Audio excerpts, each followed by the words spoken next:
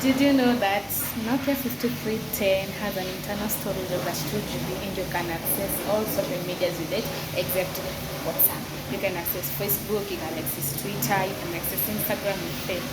And it has a 3-day battery life. Ukiingia kwa hizo social medias. Kama uingi kwa social medias, it's just calling, texting, it can go up to 1 week. Yeah. Look at it. And it has a clear camera than Pop 2. Take note of Pop 2s and iTels.